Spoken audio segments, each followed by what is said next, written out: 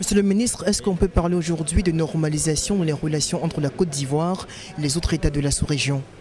Oui, moi je crois que ceux qui ont eu la chance de nous accompagner dans les déplacements du président de la République dans la sous-région, que ce soit donc au Ghana, que ce soit donc au Nigeria, il y a une atmosphère nouvelle qui est une atmosphère donc de confraternité, une atmosphère de coopération.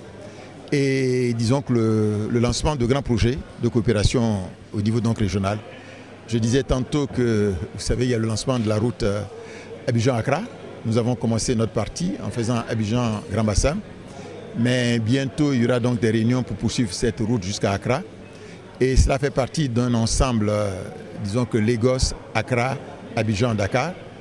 Il va y avoir aussi des dossiers avec le Burkina Faso. Un sommet aura lieu le 11 novembre prochain. Disons qu'à Ouagadougou.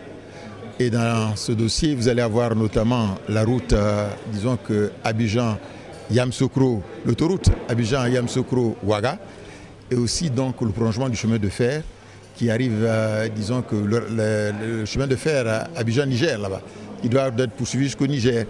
Donc beaucoup de projets, disons qu'au niveau de la sous-région, mais aussi beaucoup d'actions visant à améliorer les conditions de vie des Ivoiriens. Donc vous affirmez sans détour que la Côte d'Ivoire est de nouveau bien perçue dans les autres pays de la sous-région au niveau ouest-africain? Mais la réponse, je crois, elle est positive.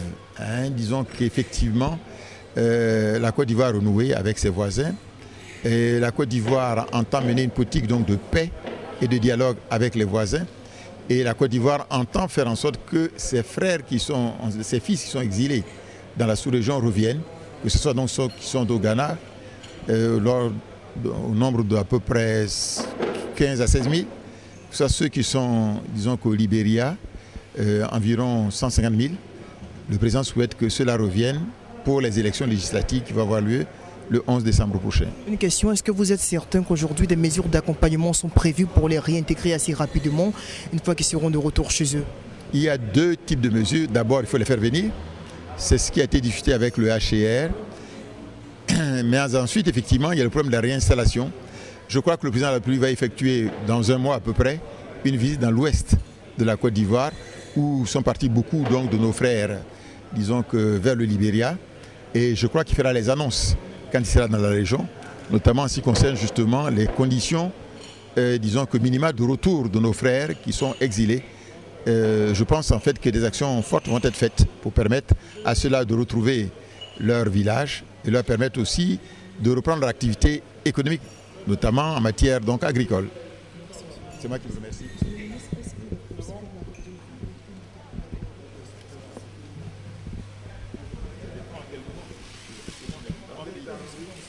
Je vous ai donné, bon, écoutez, vous donnez vos coordonnées là. J'aimerais à ce qu'ils puissent prendre ça et puis on pourra donc organiser ça après. On est informé donc du conseil.